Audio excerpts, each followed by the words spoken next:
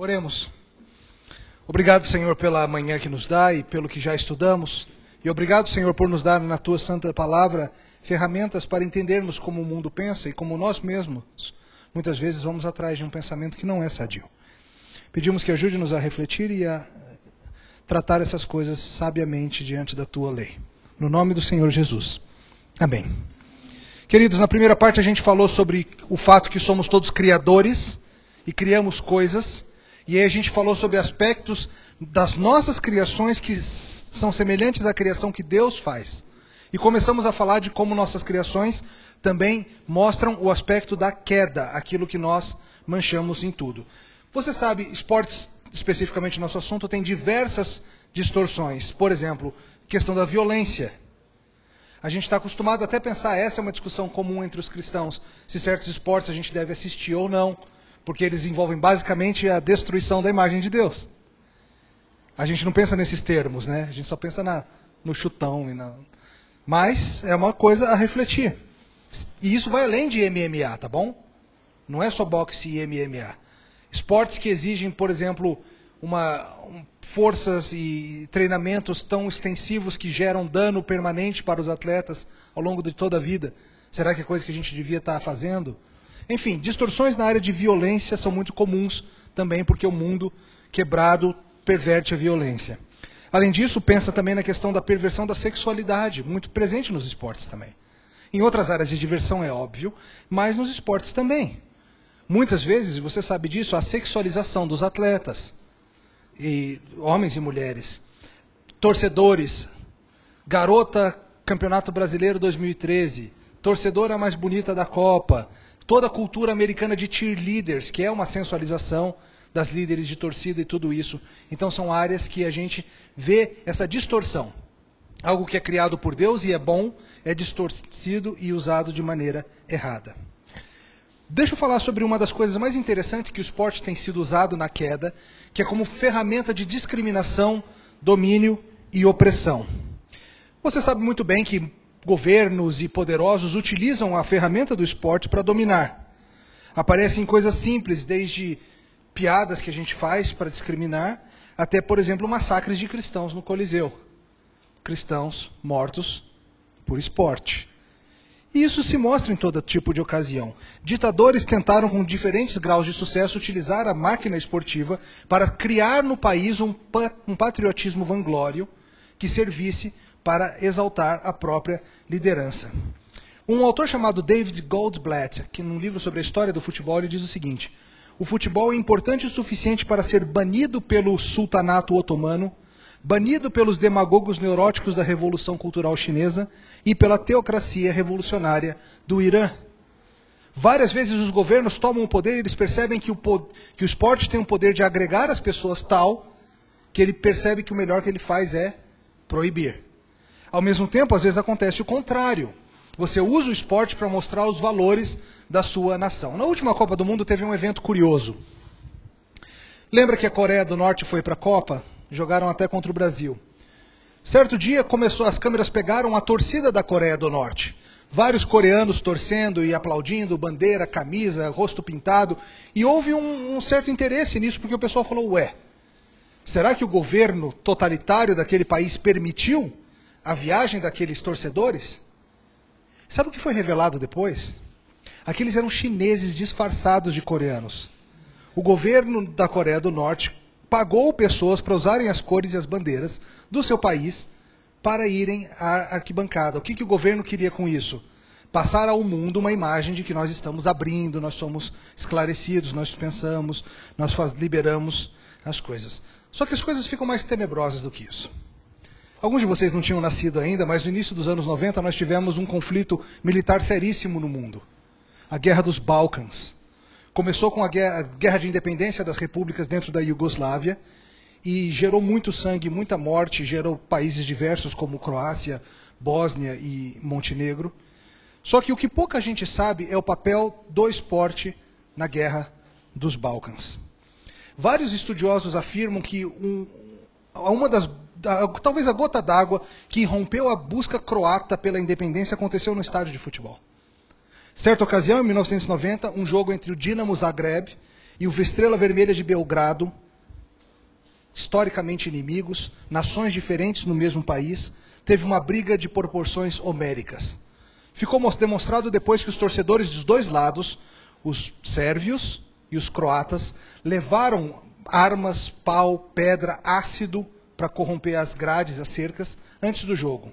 O jogo era na Sérvia, e quando a briga começa, a polícia sérvia invade o local e começa a surrar e destruir os torcedores croatas. Os jogadores do time croata entram na briga e atacam a própria polícia sérvia. E aquilo toma uma proporção gigantesca, e aquilo acirra de tal modo o desejo pela independência croata, que os próximos passos se seguem de maneira explosiva. O governo sérvio, que estava precisando maneiras de destruir os outros povos, a limpeza étnica que foi feita nos Balcãs, encontrou uma maneira muito interessante de fazê-lo. Eles tinham um exército, mas o exército não era tão disponível e tão preparado. Ele precisava de gente que estivesse disposta a sair pelos campos da Iugoslávia, estuprando, pilhando, matando, destruindo bósnios, albaneses, o que eles encontrassem pelo caminho. Sabe onde eles encontraram? Eles foram atrás das torcidas organizadas do Estrela Vermelha. Um criminoso de guerra chamado Zeljko Rastanović, conhecido como Arkan, reuniu vários desses torcedores que já tinham no coração, historicamente, um ódio pelos torcedores croatas e de outros países, estavam acostumados com a ideia de que nós odiamos aquelas pessoas e no estádio nós brigamos. E eles usaram isso para levar isso a um novo nível. Agora vai para além do estádio. Agora a gente vai botar uma arma na sua mão e você vai poder sair pelos campos da Iugoslávia, encontrando seus inimigos e acabando com eles. E eles foram se chamando os Deligi, os valentes de Arkan. E esses grupos, essas antigas torcidas, andaram por toda a Iugoslávia fazendo todo tipo de coisa, aterrorizando croatas e bósnios, torcedores do Estrela Vermelha de Belgrado. E eles chegavam, e quando chegavam nas vilas, antes de atacar as mulheres e queimarem tudo, eles faziam o seguinte símbolo com suas mãos, que era o mesmo símbolo que eles faziam nos estádios. 3, Trindade. Porque eles afirmavam que, contrário aos outros, eles eram os únicos, os sérvios, que tinham uma verdadeira doutrina da Trindade. Estranhíssimo, não é? Um símbolo religioso que virou um símbolo esportivo, que depois se torna um símbolo de matança nos campos do país. Limpeza étnica acontecendo por fãs que foram levados àquilo. As condições estavam geradas. O ódio, a discriminação, a separação que o esporte permitiu que acontecesse, simplesmente teve que ser elevado a mais uma potência. Isso acontece em todo o mundo. Vários países têm essa questão de separação étnica, os times de tal etnia, ou os times de tal religião. Um dos exemplos mais famosos já acontece na Escócia, onde há dois grandes times, o Rangers e o Celtic. O Rangers é o time dos protestantes, o Celtic é o time dos católicos. E até hoje, os torcedores dos Rangers levam aos estádios faixas dizendo: não se esqueçam de 1690. 1690, quando um rei invadiu e tomou de volta a terra. Isso é o que continua alimentando. A paixão clubística, a paixão do esporte, permite que você continue fomentando aquele ódio, aquela discriminação, aquela briga que já dura séculos. E até pouco tempo atrás, só protestante jogava no Rangers, só católico jogava no Celtic. Quando o primeiro caso aconteceu de o Rangers contratar um jogador de origem católica, o país entrou em polvorosa. Foi uma confusão maluca. E isso, queridos, tem exemplos e exemplos para todo lado. Um exemplo nosso aqui, brasileiro. Teve uma época que o Palmeiras... Algum palmeirense aqui? Os palmeirenses andam escondidos. Olha uma aqui. Teve uma época que o Palmeiras era patrocinado pela Parmalat. Não sei se algum de vocês lembram disso. Veio a Parmalat, trouxe muito dinheiro para o Palmeiras. Começaram a ganhar todo tipo de coisa. Certa ocasião, o Palmeiras foi jogar contra a Portuguesa. E a Portuguesa estava numa fase ruim, como sempre. E o que acontece? Um jogador do Palmeiras é substituído e, ao sair de campo, ele acha uma camisa da Portuguesa e usa para limpar a chuteira. Tirar a lama da chuteira. E as câmeras pegam aquilo. Sabe o que acontece na segunda seguinte? Padarias na cidade inteira boicotam os produtos Parmalat. Colônia Portuguesa, padarias. Parmalat fez com que o jogador fosse para a TV pedir desculpas. porque ele havia ferido toda uma identidade de muita gente. Então tudo isso aparece, gente, no esporte. Isso se mostra como a gente eleva quem nós somos, muitas vezes, a ponto de destruirmos o outro. Outras formas que o esporte corrompe e é corrompido, a questão do consumismo. Está aproximando a Copa do Mundo e você tem visto manifestações pelo país acerca do problema do dinheiro gasto com os estádios, gasto com devia ser com aquilo ou com isso. E não é somente os atletas que ganham muito dinheiro, empresários, pessoas, patrocinadores, clubes. A gente está acostumado à ideia de que tudo é por dinheiro, que tudo se vende, que a gente até acredita em teorias da conspiração, de que o Brasil vendeu a Copa para ganhar outra Copa. Você viu que a teoria vai mudando todo ano, porque a gente não vai ganhando a Copa, que teoricamente teria sido comprada. Enfim, mas nós estamos acostumados a pensar nisso. Tem credibilidade conosco a ideia de que alguém venderia a vitória por dinheiro. Tem credibilidade. Porque nós sabemos como esse mundo funciona. A última coisa que eu quero falar sobre queda é que, estranhamente, nós usamos os esportes e a diversão como um ambiente seguro, entre aspas, para pecar. Lembra no começo que eu falei para vocês que a gente habita nas nossas criações? Você habita num jogo. Você está jogando bola e por 1 hora o mundo funciona diferente. Você está assistindo um filme e por 1 hora carros voam. É a regra daquele momento. Você não fica lá reclamando o tempo todo. Carro não voa. Carro não voa. Não existe alienígena. O que a gente está fazendo aqui? É engraçado, né? Às vezes eu vou ver James Bond, alguma coisa, e o pessoal fala, é muito mentiroso. Ué? Vai ver Jornal da Tarde se você quer ver realidade. A gente vê para ver coisa que não acontece mesmo. Enfim, digressão, voltemos. Mas a ideia, queridos, é que do mesmo jeito que nós usamos as criações nossas para sonhar e para nos colocarmos na pele de pessoas que não somos, a gente também usa isso como um ambiente seguro para pecar. Deixa eu explicar para você. A ideia é, o jogo, a brincadeira, não são um mundo real, não são um mundo para valer. Então lá eu me comporto de maneiras que eu não teria coragem de me comportar no mundo real. Lá no mundo de brincadeira, eu simulo, eu atuo, eu dou vazão para o meu desejo pecaminoso de um jeito que eu não faço. Então, talvez o seu tio, que seja super sério, financeiramente falando, um homem de caráter, mas ele dá uma roubadinha no banco imobiliário. Ele bota uma casinha onde não tinha, ele pega ali a companhia de aviação, não sei. O homem que não seria capaz de trair a sua esposa, mas na internet ele trai. Porque ali é outro mundo, é brincadeira, não tem consequências reais. O presbítero que ensina para o filho, cuidado com a linguagem, meu filho, não fale isso. Quando leva o filho no estádio, é só palavrão, juiz isso, juiz aquilo. Lá pode. É outro mundo, é outro ambiente. A gente usa essas nossas criações como um ambiente seguro para exercermos nosso desejo pecaminoso. É uma esfera aparentemente não séria que a gente dá vazão a essas coisas. E a gente vê nisso a hipocrisia humana. A gente vê como o nosso coração funciona. Ah, isso é de brincadeira. É mesmo? Você está usando isso para mostrar o que você faz? Você tira os filtros. Quer conhecer alguma pessoa, quer saber como é uma pessoa? Joga bola com ela. Ou joga Uno com ela. Aí você vai ver, caba vingativo, maldoso, traidor. A pessoa se mostra. Porque ali os filtros são retirados. Sem querer estragar muito o que o Davi vai falar amanhã, mas a gente estava conversando no carro vindo para... Desculpa, não vou falar. Amanhã ele fala. É bom que se eu discordar, amanhã você tem tempo para... Como a gente, por exemplo, no Facebook, a gente fala coisa que a gente não falaria pessoalmente.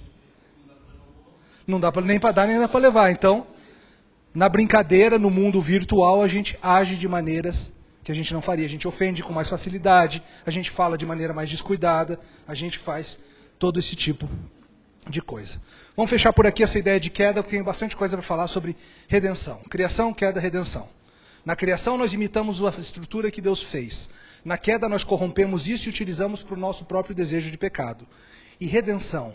A ideia, queridos, é que nós somos ativamente redentivos. Nós temos no coração o desejo de consertar o que está errado. Todos nós somos assim. Em Atos 14, Paulo está em Listra e ele fala algo muito interessante. Ele fala o seguinte, ele fala que mesmo para os pagãos, Deus não se deixou sem testemunho, mas os abençoou com coisas diversas como chuvas e até mesmo enchendo o coração deles de alegria. enchendo o coração de alegria. Olha o que Deus fala, o que Paulo fala. Que mesmo descrentes são capazes de aproveitar e trabalhar sobre as coisas boas de Deus. Mesmo aqueles rebeldes que detêm a verdade pela injustiça, são capazes de experimentar as coisas boas de Deus e tentar recriá-las. A ideia, queridos, é que nós temos no coração um desejo de fazer o mundo certo, de redimir as coisas. O autor ao Eclesiastes chama isso de eternidade dos nossos corações. Deus colocou a eternidade no nosso coração. E é por isso que nenhum de nós fica calmo e quieto só nesse mundo. Nós temos anseio por algo diferente. Ninguém olha para esse mundo e fala assim, o mundo é isso mesmo. Todo mundo olha e fala, esse mundo está virado, esse mundo está quebrado, tem algo errado. Como as coisas poderiam ser diferentes. Porque nós temos embutido no coração a ideia da eternidade, a ideia de um tempo em que as coisas eram diferentes, o entendimento de que o mundo não tem que funcionar assim, tem algo errado com o mundo. Ao mesmo tempo a gente foge da solução, porque somos rebeldes. Então a gente tenta criar oportunidades, acontecimentos e estruturas onde a gente consegue cheirar, farejar, sentir um pouquinho dessa redenção, dessa consumação das coisas serem arrumadas. Vamos ver com mais calma como isso acontece. A gente quer aproveitar os nossos mundos, a gente cria nossos mundinhos, e lá a gente reina, lá nós somos os criadores, lá a gente não tem que lidar com Deus, achamos que evitamos a Deus. Nós assistimos filmes, jogar esportes, conversar na internet com os amigos, nós participamos de estruturas, de atividades que refletem a ordem criada de Deus, ao mesmo tempo em que nós seguramente evitamos as perguntas difíceis e evitamos lidar com o Deus do mundo. Você pode, no futebol, por exemplo, ou no tênis, ou numa brincadeira com suas crianças, experimentar um pouco da alegria, experimentar um pouco da sensação de que está tudo certo no mundo, sem ter que lidar com o Deus verdadeiro. Isso é como o descrente faz. Nós temos que fazer diferente. A gente fala disso mais para frente. Mas um autor chamado Giamatti diz o seguinte: nos dias de trabalho, jogos e esportes, eles fazem a gente repetir o esforço de voltar. Voltar a uma liberdade que mal conseguimos nos lembrar. Voltar a um momento de diversão, de brincadeira, num jardim agora perdido. Esse desejo que a gente chama de escatológico, ou seja, que está ligado às últimas coisas, à meta-história, uma história maior do que a nossa, esse desejo pela eternidade do qual Salomão fala em Eclesiastes 3:11, está no nosso coração. E a gente faz isso em tudo que a gente inventa por aí. A gente cria isso, a gente busca eternizar o nosso nome, essa é uma das coisas que a gente vê nos esportes, eternizar o nome, eternizar o recorde, eternizar o triunfo. Mas nós, como consumidores, buscamos participar disso. Ligado a isso está um aspecto redentivo que nós chamamos de o aspecto do sábado ou do descanso. Lembra, quando Deus fez o mundo, ele criou uma estrutura de uma semana de 7 dias e ele nos colocou para descansar no último, certo? Estou inventando coisa? Não. 7º dia você descansa. Ao mesmo tempo, vai ficando claro ao longo da história da revelação que esse dia de descanso era apenas um símbolo do verdadeiro descanso que ainda está por vir. Quando Cristo vem e faz a sua obra, nós mudamos o dia de descanso. Por quê? Por que agora a gente se reúne no domingo e não no sábado? Vocês sabem, vocês estão com vergonha de falar. Porque a ressurreição acontece no domingo, mas com isso Deus faz uma mudança fundamental. Os crentes do Antigo Testamento, eles viviam na expectativa da redenção que estava por vir. O sábado fechava a semana. O descanso fechava a semana. Nós vivemos agora com a certeza do quê? Da salvação que já veio. Nós começamos a semana com descanso. É uma perspectiva muito interessante como a gente muda isso. Mas tudo isso nos aponta para o grande descanso que está por vir. E Deus coloca essa ideia no nosso coração e a gente cria maneiras de replicar, de imitar esse descanso. Por isso que a gente inventa jogos e brincadeiras e tudo isso. Peter Berger diz o seguinte: o brincar suspende o tempo e serve como uma subcriação na qual as regras normais do mundo são substituídas por outras regras. Isso separa o mundo, separa o universo, suspende o mundo sério. A ideia, queridos, é que nós criamos pequenos sábados. No meio do seu dia de trabalho, você tira 15 minutos para conversar no Facebook. 15 minutos foi generoso, né? Eu sei muito bem o que vocês fazem. Mas o que você está fazendo quando você dá aquela interrompida? Você está criando um pequeno descanso. A minha vida está uma porcaria, mas hoje eu vou ao estádio. Eu vou ver meu time jogar com meus amigos. Eu vou encontrar um pequeno sábado para a minha alma. E a gente entra nisso tudo. E nós temos essa expectativa. Como cristãos, a gente tem que olhar para essas coisas e ver nelas algo mais. Algo maior do que simplesmente uma tentativa de escapismo. Olha o que o Tolkien, novamente, o autor do Senhor dos Anéis, fala sobre isso. Sobre os contos de fada. É um livro dele, está aí na sua bibliografia. Ele diz o seguinte: a alegria do final feliz não é escapista ou fuga. Ela não está negando a possibilidade de existência de sofrimento e falha. A possibilidade desses é necessária para experimentarmos a alegria da libertação. O que essa história, esse final feliz que está embutido em nossa mente nega, é que haverá uma derrota final. O que nós entendemos é que há evangelho, há boa notícia, há, ainda que fugazmente, um vislumbre dessa alegria final. Dessa alegria atrás das paredes do mundo. E quando a coisa acontece na nossa história, e você percebe um vislumbre dessa alegria, e o coração se move, e o momento passa para fora das suas molduras, você começa a ver a eternidade. Esse artigo do Tolkien é muito interessante, sugiro que você leia. Ele escrevendo por que nós criamos contos de fadas. Por que nós criamos histórias que não existem. E por que elas têm essas estruturas, essa forma de pensar. Ele está dizendo isso. Nós criamos coisas que fazem a gente ver reflexos da grande história. Nas nossas histórias esportivas, nós adoramos, por exemplo, ver alguém que parece derrotado, mas ganha. Seja um atleta que se lesionou e depois volta. Seja um time que estava perdendo e faz o gol no último minuto. Nós adoramos esse tipo de história. Porque isso nos lembra de qual história? Da grande história. Daquela que é a pior das derrotas, aparentemente. O dia do assassinato do Filho de Deus. Que na verdade é a grande vitória e dali vem. Então essa é a ideia, queridos, que nós encontramos nas coisas que inventamos essas funções de imitação. Por exemplo, uma criança brincando pode nas suas brincadeiras matar dragões, fazer 5.000 gols, sem ter que lidar com a dura realidade da vida. Naquela brincadeira ela vive naquele mundo e ela faz aquilo que ela quer. Um adulto pode, na sua diversão, no seu esporte, experimentar um pouco desse esquecimento do mundo real, esse elemento de imortalidade, eternidade e mesmo espiritualidade, sem ter que se submeter ao constrangimento de uma vida comum. Vários autores falam sobre isso. C.S. Lewis chama isso de a busca pelo contentamento, pela alegria, pelo joy. Se você buscar aquela Surpreendido pela Alegria, a autobiografia dele, tem por aí. Ele conta bem sobre como ele não sabia que essa alegria que ele encontrou em ler uma obra épica, em ver um brinquedo, essa alegria que ele encontrava de vez em quando em criações humanas, no fundo era uma busca do seu coração pela alegria que ele só encontra no próprio Deus. E ele aprendeu a valorizar essas coisas, ele aprendeu a olhar essas coisas e nós temos que aprender também. Tem um livro aí na sua bibliografia do Dr. Hoffman, que chama Good Game. Se você quiser ler mais sobre essa questão de esportes e cristianismo, é a melhor sugestão que eu tenho. Ele vem escrevendo sobre isso há muitos anos e essa aí é a obra final dele sobre o assunto.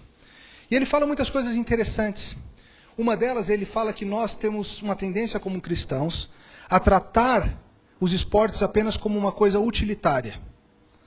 Qual é o benefício que vem disso? Não só esportes, mas qualquer diversão. O que sai de bom, de proveitoso nisso? Ao invés de vermos que isso pode ser um fim em si mesmo, se participamos de maneira que serve ao Senhor. Ele diz o seguinte: nós temos que começar a reimaginar o esporte como algo autotélico, que tem um fim em si mesmo. Experiências baseadas no lazer vão ter que envolver para o cristão deixarmos de lado toda a retórica de que o campo esportivo serve como um lugar para desenvolvimento do caráter, ou para construir ossos e músculos, ou para evangelizar, ou qualquer coisa prática.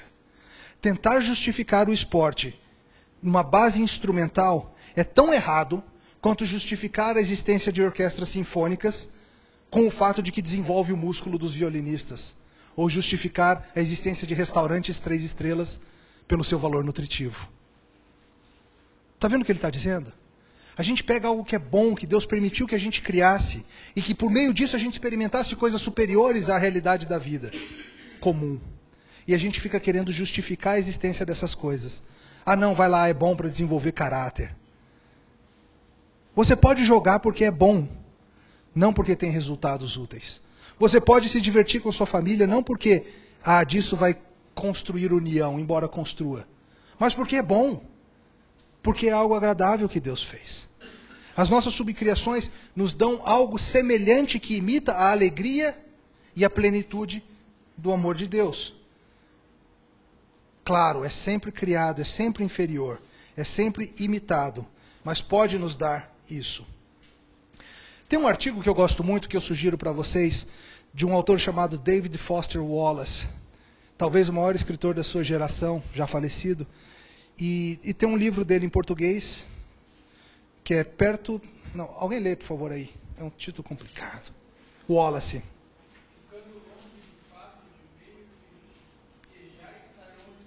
Excelente. É uma coletânea dos artigos dele. E o que eu sugiro que você leia é um que se chama Federer, falando do tenista, como uma experiência religiosa. É um artigo interessantíssimo, belíssimo, é um dos melhores escritores esportivos que existe. E ele fala acerca de ir assistir um torneio de tênis, Wimbledon, com a missão de escrever um perfil sobre Federer.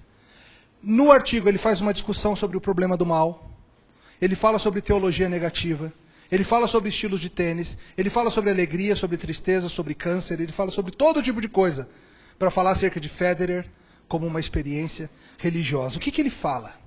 A ideia é que ele consegue, ao observar um grande atleta em ação, e aquele misto inexplicável de um corpo em movimento, e beleza, e glória, e alegria, ele consegue perceber nisso algo que vai além do que nós temos no dia a dia, e é por isso que nós somos tão aficionados nessas coisas. Eu vou ler 2 frases desse artigo. Uma das coisas que ele fala é o seguinte: observar um grande atleta nos leva a pequenas epifanias, experiências de pico que são raras.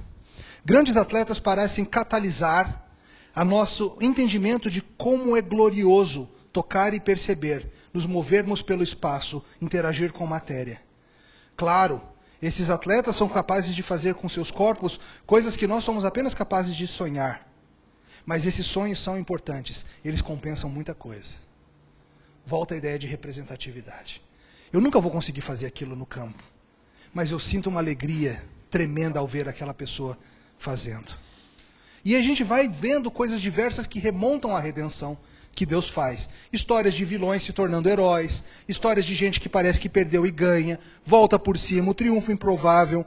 Você sabe que uma história bíblica de Davi e Golias se tornou um paradigma para o mundo dos esportes. Sempre que algum time pequeno ganha do grande, volta a mesma história.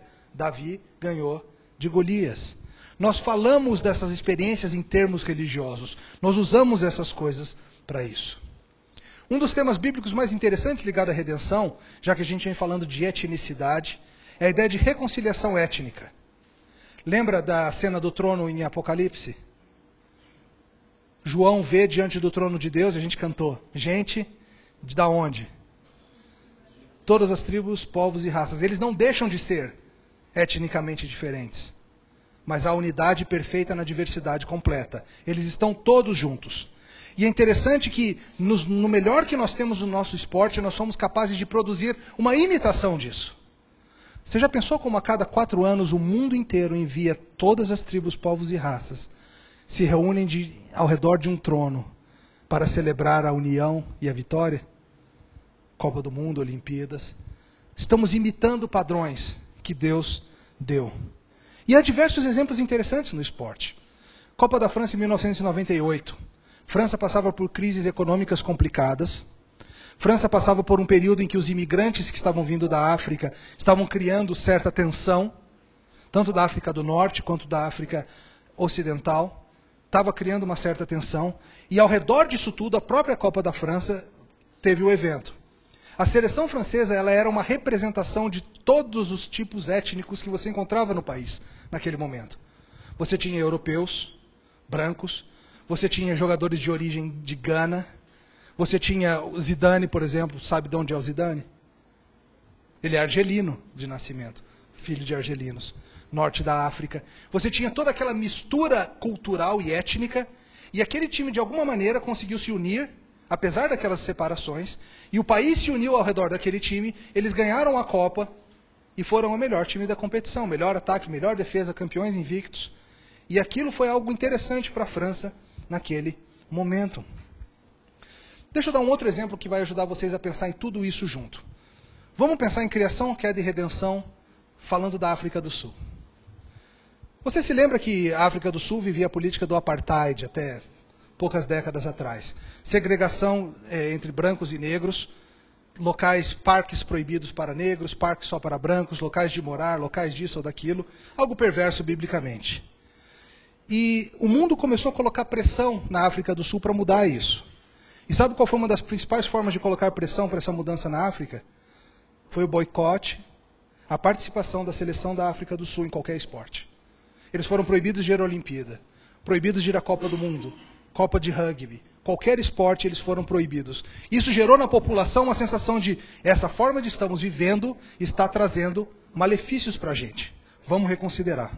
Mas a coisa fica mais interessante que isso.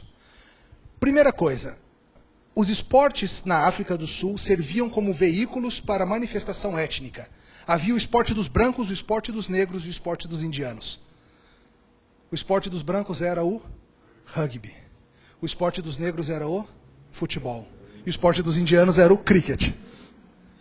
Enfim. Então era bem dividido, era bem essa ideia, o meu esporte, o seu esporte, o seu esporte. Aquilo que eu falei no começo, criação. A gente se identifica e se mostra quem é. Ao mesmo tempo, isso mostrava a barreira, queda. Você não joga o meu esporte, eu não jogo o seu esporte, eu odeio o seu esporte. E tem mais. O Mandela conta que ele, quando estava na prisão, e o time da África do Sul de rugby jogava com outros times, ele torcia contra. Por quê?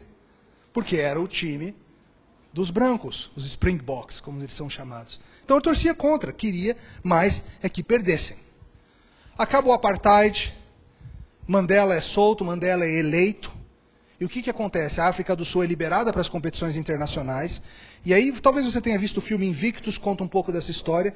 Se você gostou do filme, vai atrás do livro do John Carlin, um jornalista excepcional. Mais interessante ainda. E o que acontece? Após muitos e muitos anos, a África do Sul vai sediar a Copa do Mundo de Rugby. Naquele momento, a África do Sul vivia uma tensão muito grande. Os brancos do país estavam imaginando, agora que um negro foi eleito presidente, vai vir a revanche. Agora está na hora do troco. Agora está na hora de sermos excluídos, de apanharmos, de sofrermos todo tipo de coisa. E muitos dos negros queriam exatamente isso. E Mandela, e eu, claro, não sozinho, mas tiveram a sacada genial de usar aquele torneio para começar a virar as coisas. Isso foi em 95. Mandela manda chamar François Pienaar, o gigantesco François Pienaar, que era o capitão do time de rugby, branco. Vem, leva ao seu escritório, Pienaar é um pouco desconfiado, mas vai assim mesmo, e eles conversam. E ele fala, nós vamos apoiar o time. Os outros jogadores não levam muita fé nisso, afinal, até parece que vão apoiar. Os negros ficam meio desconfiados. O que a gente está fazendo? Será que a gente está cedendo? Os brancos no país acham esquisitíssimo. Isso aí é alguma jogada, tem algo acontecendo. E ao mesmo tempo, o campeonato vai acontecendo e aos poucos a seleção vai fazendo e vencendo. E o país vai se unindo ao redor daquilo. E os brancos nos estádios começam a levar em Ellis Park e outros estádios a nova bandeira da África do Sul. Aquela que é multicolorida, que simboliza justamente a união étnica. Eles começam a levar aquilo. Que até então eles não queriam saber da nova bandeira. Porque representava o fim daquele regime. Só que eles começam pela primeira vez a usar a bandeira nova. E os negros começam a também se envolver e torcer pelo time. E eventualmente o time vai avançando e o improvável vai acontecendo. E os Springboks, alimentados por tudo isso, vão ganhando. Chegam na final contra os All Blacks, o famoso time da Nova Zelândia, aqueles da língua de fora. E ganham. E são campeões do mundo. Isso é um momento de virada para muita gente. É claro que tem um uso político disso tudo, não estou negando isso. Tem uma manipulação, claro que tem. Mas para a pessoa comum que está na rua, a pessoa consegue ver. É possível me unir com aquele que é diferente de mim. E muitas vezes o esporte é o que faz o local dessa união, porque a gente sai da vida real, a gente habita esse mundo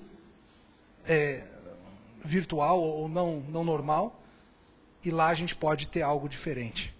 No ano seguinte tem a Copa da África de futebol, também na África do Sul, e acontece o inverso. Futebol é o esporte dos negros, e os brancos torcem junto. E a África do Sul ganha também. Então esses 2 anos são essenciais. É claro que existe tensão, é claro que a coisa não está toda resolvida, mas novamente, redenção, reconciliação, unidade e diversidade. Coisas que a gente não imaginava, mas que podem acontecer. Tem diversos... Deixa eu sugerir um filme para vocês. É um filme que se chama Pelada, jogo de futebol. Alguém já viu? Um casal de jogadores de futebol amador norte-americanos, jovens, época de faculdade, decidem viajar pelo mundo jogando pelada, jogando partida de bairro, jogo de rua. E eles vêm para o Brasil, vão para a Argentina, vão para o Oriente Médio, se metem em encrenca no Irã, jogam na China, vão para o Japão, viajam o mundo todo, jogam na Europa, procurando jogos de rua. Para ver como é que esse esporte se mostra na vida das pessoas em lugares diferentes. O documentário é interessantíssimo. Recomendo a todos vocês. Muito bem feito. E num dos lugares que ele vai jogar é na favela Mathare de Nairobi. A pior favela de Nairobi. Pobreza por todos os lados. Totalmente depredado, lixo em todo canto. Só que no meio da favela tem um campo. E no campo, todas as noites, as pessoas se reúnem para jogar. E aí ele entrevista alguém que é um cara que é um fabricante de moonshine, que é uma cachaça, não sei se é a melhor tradução. O cara que faz lá cachaça para vender é um bêbado local. Só que ele é bom de bola. E aí ele fala no vídeo, ele é muito interessante, ele fala: nós somos pobres, nós não temos dinheiro, nós não temos remédio, aqui é uma miséria terrível. Mas quando nós jogamos bola juntos, pelo menos naquele momento a gente esquece quem nós somos e nós podemos experimentar a vida como se ela fosse diferente. Quando eu estou lá no campo, as pessoas esquecem que eu sou o bêbado local que faz bebida para vender. As pessoas só me veem como um bom jogador. Você vê como isso simula, imita a ideia de que há possibilidade de redenção. Há a possibilidade de, no meio de toda essa miséria que é esse mundo que nós vivemos, esse mundo caído, nós encontrarmos ambientes em que nós nos reunimos e o mundo funciona diferente. E naqueles dias a gente age diferente. Sabe qual é a melhor oportunidade que você, cristão, tem de fazer isso? O culto. Você já pensou que Deus deu para a gente a oportunidade de, pelo menos uma vez por semana, parar tudo o que a gente está fazendo, deixar qualquer problema em casa? Deus fala para você: esquece, hoje eu cuido. Vai lá, encontra com o meu povo, canta, ouve, adora. Tem um artigo do Dr. Carl Trueman, acho que saiu no site iPródigo, que se chama o seguinte: louvor é protesto. Louvor é protesto. O que ele quer dizer com isso? A ideia é a seguinte: ao adorar, eu estou dizendo para o mundo inteiro que quem manda na minha vida é o Senhor. Eu estou dizendo para o meu chefe abusivo, estou dizendo para o meu familiar irresponsável, estou dizendo para a política econômica ridícula, estou dizendo para a guerra que acontece na minha cidade, eu estou dizendo para todo mundo que quem manda na minha vida é o Senhor. Eu crio um parêntese semanal dado pelo próprio Deus, onde ali eu experimento as sombras da grande redenção que está por vir. De certa forma, quando nós criamos nos nossos esportes, nos nossos jogos, esses parênteses, nós estamos fazendo algo semelhante. Nós estamos criando oportunidades para as pessoas experimentarem uma realidade que vai um pouco diferente. Um livro sobre o futebol na África que eu falei para vocês, do Bloomfield, diz o seguinte: ao visitar o futebol na Somália, você sabe que a situação na Somália não é boa. Mas ele diz o seguinte, falando da seleção de futebol de lá: a seleção nacional não se dá muito bem internacionalmente, mas eles seguem jogando. O simples ato de jogar futebol permite a eles esquecer as tragédias em casa. Mais importante, eles podem hastear a sua bandeira, mostrar para o mundo que tem na Somália mais do que homens-bomba e piratas. E para os torcedores somalianos em casa, ouvindo a narração do jogo no rádio, sempre havia uma pequena esperança de uma vitória, ou de um golzinho que fosse, para celebrar. E por 90 minutos nada mais importa. Um país que vive nas piores condições, mas quando o time joga por 1h30, a gente deixa isso de lado e a gente vive na esperança de algo melhor. É interessante como essas coisas trazem esperança ao coração. É claro, isso é secundário, é criado, não é a esperança verdadeira. Mas a gente tem que aprender a ver nessas coisas criadas, reflexos daquela que é maior. E nisso a gente vai entender melhor o que Deus faz por nós. Todo mundo tenta, de forma ativa, criar coisas que consertem o que está errado no mundo. E o lazer serve para isso. Serve para tentar fazer aquilo que é impossível se tornar possível. Experimentar aquelas coisas que a gente não experimenta.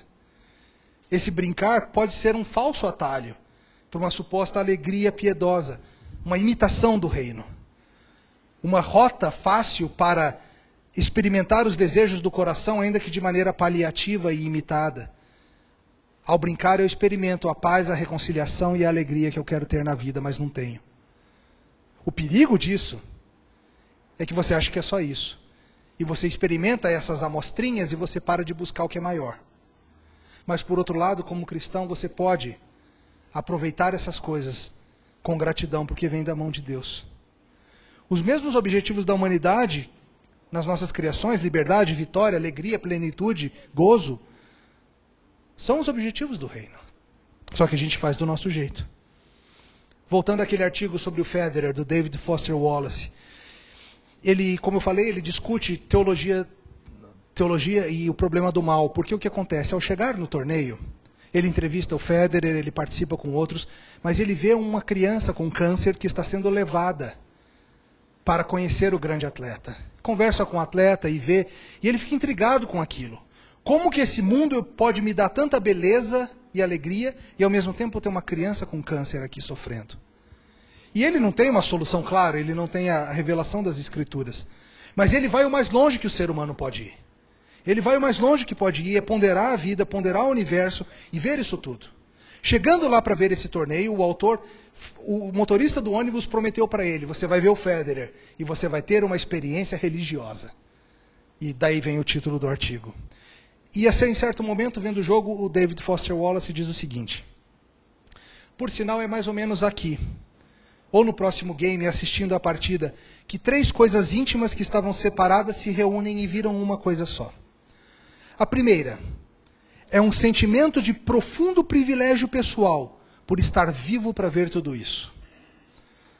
A segunda é o pensamento de que William Keynes, o menininho com câncer, provavelmente também está aqui em algum lugar assistindo o jogo com sua mãe. A terceira coisa é a lembrança repentina da maneira efusiva como o motorista do ônibus havia me prometido que eu sentiria isso que eu estou sentindo agora. E essa experiência existe. É difícil de descrever. É que nem um pensamento que também é um sentimento. Não seria correto extrapolar ou fingir que há um equilíbrio equitativo. Isso seria grotesco. Mas a verdade é, a mesma divindade ou entidade ou energia que criou crianças com câncer também criou Roger Federer. E olha aquilo. Olha só para isso. A ideia, queridos, é que a gente não sabe explicar esse mundo confuso. Onde a gente vê tanta beleza, tanta coisa boa, a gente experimenta no mesmo dia essa mistura toda. E a gente fica tentando encontrar maneiras. E o melhor que a gente consegue é ir nessas direções. Tenho pregado na minha igreja no livro de Eclesiastes, e está sendo um desafio que é um deleite para o meu coração. Estamos aí já no capítulo 8, e Eclesiastes, Salomão fala muito sobre essa dificuldade. Salomão passa um tempão reclamando da vida, falando que ele vê os perversos serem tratados como justos, os justos como perversos. Ele vê o perverso ganhando e o justo morrendo. Ele vê tudo dando errado. Ao mesmo tempo, ele fala, eu vejo muita coisa boa nesse mundo que Deus deu. E ele fala que ele buscou a satisfação do coração nas subcriações. Ele não usa esse termo, mas ele diz, busquei a satisfação desse mundo nos prazeres da vida. Nas mulheres e nas mulheres. Na comida, na bebida. No conhecimento, no dinheiro, no poder. E eu vi que tudo isso é vaidade, tudo isso é vapor. Mas ao mesmo tempo ele fala coisas como ele falou para a gente hoje aqui no começo. Vai, pois, e come com alegria o teu pão. Bebe gostosamente o teu vinho. Usa roupa branca de festa. Não deixe que falte óleo sobre a tua cabeça. Goza a vida com a mulher que o Senhor te deu. Como é que ele está falando dessas coisas? No começo ele falou, a vida não está nessas coisas. E agora ele diz, busque essas coisas. O que Salomão está fazendo? Salomão está resolvendo esse problema. Se nós achamos que vamos encontrar a vida verdadeira nessas coisas que Deus criou e que nós criamos, nós só vamos nos frustrar. Mas se nós aproveitamos como servos do Senhor essas coisas que Ele nos deu e que nós criamos, como dádivas, como algo que veio da mão de Deus, como algo que é feito para a glória dEle, que não é último, que não é final, mas que serve para nos aproximar e nos alegrar, então nós entenderemos melhor o caminho que estamos. Entenderemos que somos parte de um caminho para a Nova Jerusalém, e que nesse caminho Deus nos dá vislumbres da eternidade por vir. E esses vislumbres acontecem mais do que no momento de adoração. Acontecem também na alegria de brincar com sua família. Ao terminar a Copa do Mundo, um jornalista chamado James Lawton escreveu que a Copa do Mundo havia cumprido a sua função, a função de iluminar o planeta. E de fato, o esporte é capaz de iluminar o planeta, com sua beleza, com seu aspecto comunitário, com sua ênfase em valores. Esperamos que ele traga luz. Nós criamos ele para isso. O problema do nosso pecado é que nós achamos que essa luz é a luz verdadeira e esquecemos que é apenas uma luz reflexa, como a luz do luar. Mas se a gente olhar com cuidado, a gente vai conseguir ver que Deus brilha em tudo que é belo. Se nós não temos esperança, se nós não temos o entendimento da vida que está por vir, o nosso brincar agora vai ser só fuga, vai só tentar abafar a dor do coração. Fingir que o que está vindo não vem. Encontrar um pouco de consolo na diversão.